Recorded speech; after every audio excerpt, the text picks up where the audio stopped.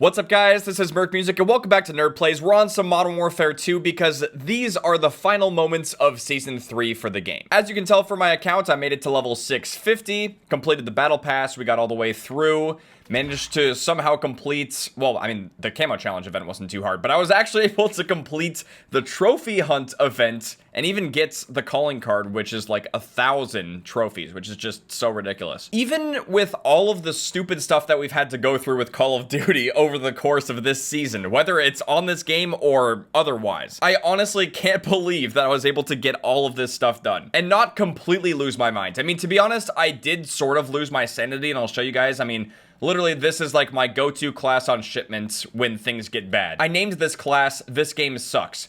Because honestly, since this is a video about the final moments of Season 3 and I guess Season 3.5 or Season 3 Reloaded, I did want to go over this class real quick and in general, just kind of share my thoughts about what I would like to see for Season 4. By the time this video goes up, Season 4 is most likely going to be out. We're going to have the patch notes, so this will be kind of interesting to see how it contrasts with what we actually get in Season 4. But the reason why I have this class and why it actually just kind of frustrates me, not just the class itself, but the fact that I had to make this class just so I could remain sane playing this game, it's just so ridiculous. I mean, I saved this variant of it called the Brecci, and if you look at what we have on here, I've shown you guys this before. You already know what it is. I mean, literally, I think I got the mastery, I got the mastery weapon charm for this gun.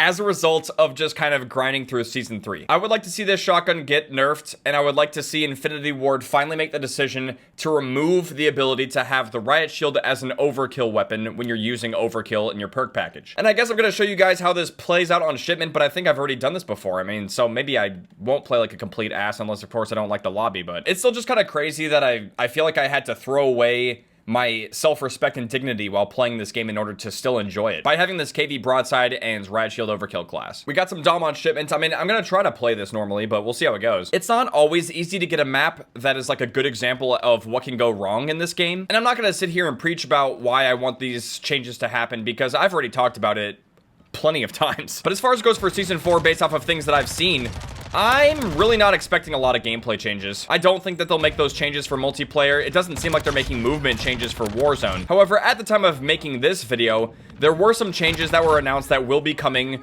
to Warzone, at least, with Season 4. I saw some stuff about how they're going to be increasing player health from 100 to 150. They're going to be removing AI. I don't know if that's going to be entirely. I think there's still going to be black sites, and there's going to be AI there. And then there was something about, like, being able to recapture the strongholds. I'm not exactly sure what that's going to entail because I don't play a ton of Warzone. Like, I'm sort of familiar with some of these things, but I don't really play it a lot, so I'll put it this way. The changes are probably going to be good for Warzone going forward, but I also just really don't care. Like, it's not something I regularly play, so it doesn't really affect me, so I don't know if it really matters all that much. I don't know if this is actually going to be enough changes to appease the Warzone players. I don't think they fully understand that the longer they take to make changes that the community is asking for, the more people they're losing in the process. I don't think they've ever grasped that concept. Same thing goes for Modern Warfare 2 multiplayer. I'll give you guys a prime example right now and something that I'm unfortunately kind of dealing with. Recently, I've been getting some tooth pain in the back right part of my mouth, and I'm like 99.99% sure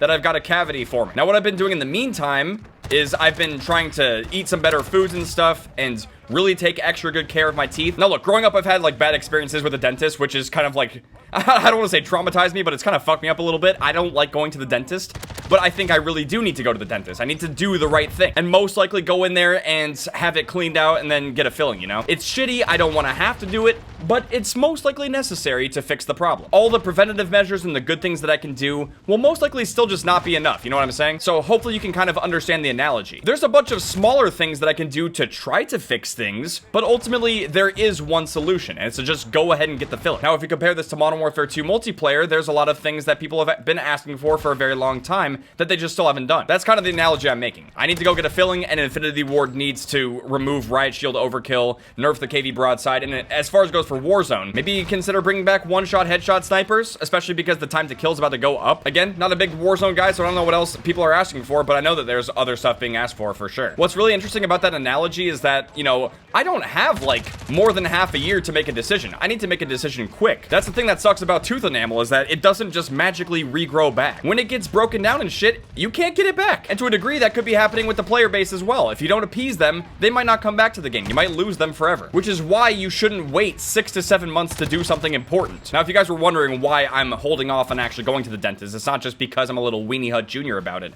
It's also because I just had the flu. And while I'm feeling much, much better, I am still occasionally coughing and stuff. I don't want to get someone sick. I don't want to be coughing in the middle of like having something done. So that's a concern for me as well, but I probably should get going to the dentist sometime soon. Because this shit hurt. The back of my mouth don't feel too good.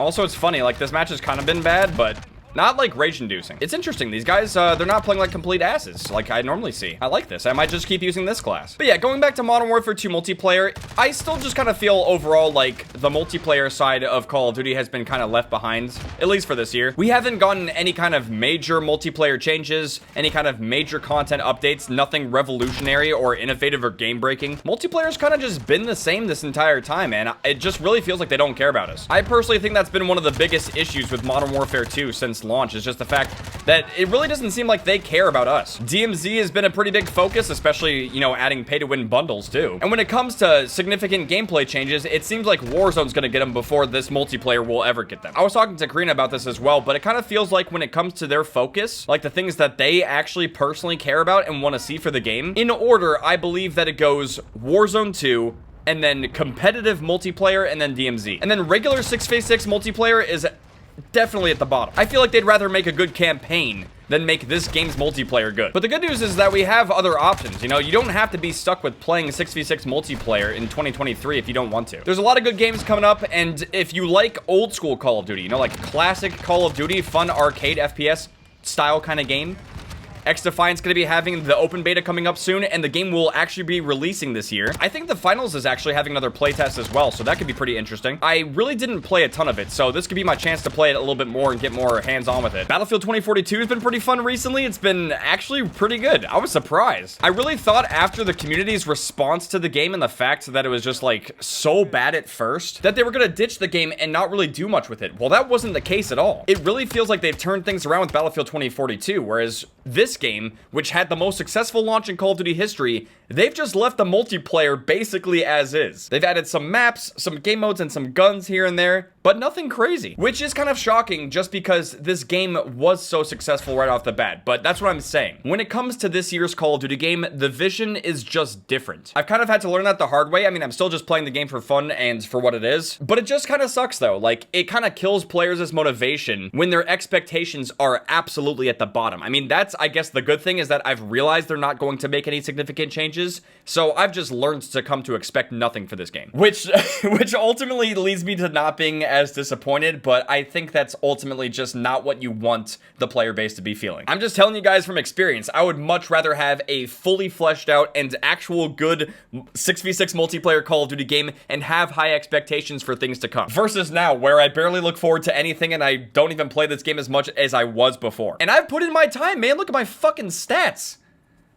I've played 9 days and 21 hours of this game. That's actually not that bad. It's definitely more than a lot of the recent Call of Duty games. Although I'd say I'd probably have a good amount of time on Cold War and Modern Warfare 2019 as well, but yeah. It's not terrible, but I just wish it was better. Like, when this game was first out, like that first month or two, things were really looking up for 6v6 multiplayer, but they lost a lot of people around that time because overall, it just doesn't feel like typical Call of Duty multiplayer is their focus for this game. So with that being said, thank you guys very much for watching. I hope you guys enjoyed watching my last video on Modern Warfare 2 Season 3, or I guess Season 3 Reloaded. By the time this video is up, we're gonna have Season 4 for Modern Warfare 2. I will most likely be streaming it live on Twitch, and I'll be trying to get some content out for the main channel as soon as possible. So with that being said, thank you guys very much for watching. I really do hope you guys enjoyed this video. If you guys did and you want Call of Duty to get better, make sure to drop a like.